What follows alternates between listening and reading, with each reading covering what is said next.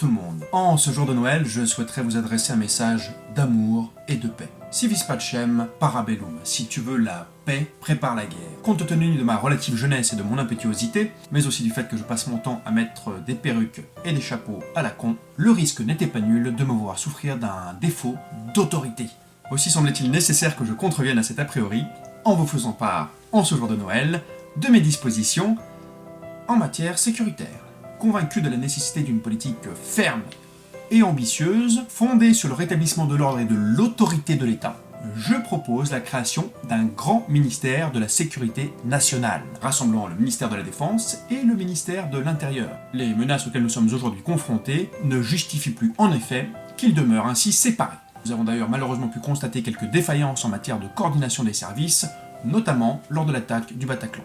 La direction de ce grand ministère de la Sécurité nationale sera confiée à l'un des hauts responsables du GIGN, une sorte d'hybride entre Jason Bourne et le général de Gaulle, un ninja des temps modernes pour lequel l'intérêt supérieur de la nation n'est pas un vain mot. De nature plutôt discrète, il sera bien sûr libre de continuer à exercer le visage masqué et de ne pas se présenter aux médias. Afin d'assurer les moyens d'action de ce ministère et sa totale impartialité, l'intégralité des entreprises d'armement françaises sera nationalisée. Naturellement après avoir remercié en bonne et due forme les familles qui en sont actuellement propriétaires. On n'est pas des chiens. Cela permettra d'éviter également les compromissions avec des pays dont les agissements contreviendraient à la sécurité du peuple français. À défaut, au moins celui-ci récoltera-t-il les fruits de ce commerce à double tranchant.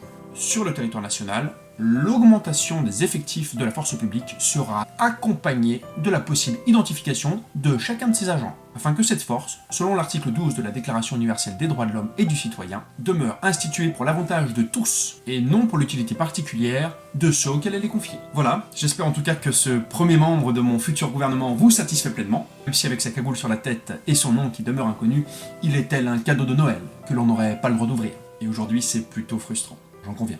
Quant à moi, je me réserve le droit d'effectuer l'intégralité de mon mandat présidentiel avec ce bonnet de lutin sur la tête. Preuve s'il en fallait que l'on peut avoir l'air d'un con sans pour autant manquer d'autorité. En attendant, je vais aller profiter des eaux chaudes du Panama où je suis parti quelques jours pour aller planquer un peu de pognon. Allez, à très vite. Allez, un bisou et puis encore joyeux Noël à tous.